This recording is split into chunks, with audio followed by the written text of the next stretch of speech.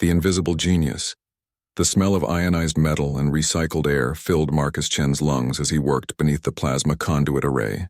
His hands moved with practiced precision, adjusting the calibration sequence that had stumped 3 senior engineers for the past week. Nobody knew he was fixing it. Nobody ever knew.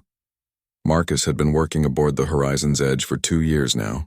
The massive interstellar vessel housed over 5,000 crew members from 17 different species. Humans made up barely 3% of that population, and among those humans, Marcus was perhaps the most invisible. He tightened the final coupling and watched as the energy readings stabilized perfectly. The conduit hummed with renewed efficiency, running at 98% capacity instead of the problematic 72 it had been struggling with. Marcus allowed himself a small smile. Another problem solved. Another day where his work would go unnoticed. "Hey, Chen, you done hiding in there?" The voice belonged to Rax, a Carillion engineer whose blue-scaled face always seemed to carry a smirk. "Some of us actually finish our assignments on time." Marcus slid out from beneath the conduit, his jumpsuit stained with grease and coolant. "Just finished the maintenance check on Section 7. Section 7 was assigned to Tuvek," Rax said, his head tilting in that peculiar way Carillions did when confused. "Why were you working on it?" "The readings were off. I just thought I'd help." Marcus grabbed his toolkit, avoiding eye contact. Rax laughed, a sound like grinding gears. "Always trying to be the hero, huh? Nobody asked for your help, human." He walked away, still chuckling. Marcus watched him go, then headed toward the mechanics' quarters.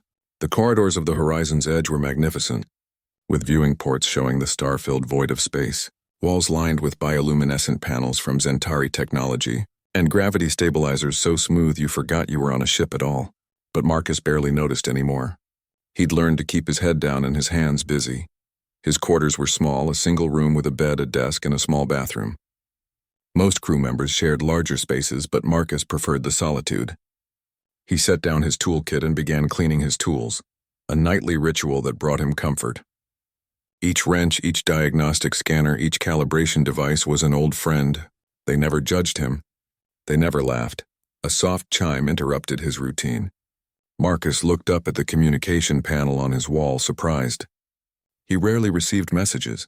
He pressed the button and a text message appeared on the screen. "Marcus Chen, your presence is requested at Observation Deck 3 tomorrow at 1900 hours. Someone special would like to meet you." Marcus read the message 3 times, his heart beginning to beat faster. Someone special? Who could that be? He didn't have friends on the ship, not really. His interactions were limited to work assignments and the occasional nod in the corridors. Could this be real? He sat on his bed holding the datapad with trembling hands. Maybe it was Dr. Yara from the xenobiology lab. She had smiled at him once in the cafeteria. Or perhaps Lieutenant Morrison from navigation, who had thanked him when he fixed her station's display system. Marcus felt a warmth spreading through his chest, a feeling he hadn't experienced in months. Hope. The next day crawled by with agonizing slowness. Marcus completed his assignments with unusual distraction, his mind constantly wandering to the mysterious invitation. During his lunch break, he did something he hadn't done in over a year. He went to the ship's exchange and looked at civilian clothes. Most of the crew wore their uniforms or specialized work gear constantly, but the exchange carried a small selection of casual clothing for shore leave and social occasions. Marcus found a simple but clean shirt in dark blue, and pants that actually fit properly. Using nearly a month's worth of his discretionary credits, he purchased them along with shoes that didn't have steel toes. Back in his quarters that evening, Marcus showered carefully, washing away the persistent smell of engine grease and metal. He trimmed his hair as best he could using the small mirror in his bathroom. When he put on the new clothes, he barely recognized himself. He looked almost presentable, almost like someone worth meeting. At 1850 hours, Marcus left his quarters and made his way toward Observation Deck 3. His palms were sweating.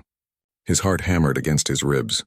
The corridors seemed longer than usual, each turn bringing him closer to something that felt impossibly important. He noticed other crew members in the corridors, more than usual for this time of evening. Several officers passed him, their expressions difficult to read. A Zentari ensign actually giggled as Marcus walked by, but he dismissed it as unrelated. His mind was focused on one thing only: Observation Deck 3 was one of the most beautiful spaces on the ship, with floor-to-ceiling transparent aluminum panels offering a panoramic view of space. Marcus had only been there twice before, both times for mandatory crew assemblies.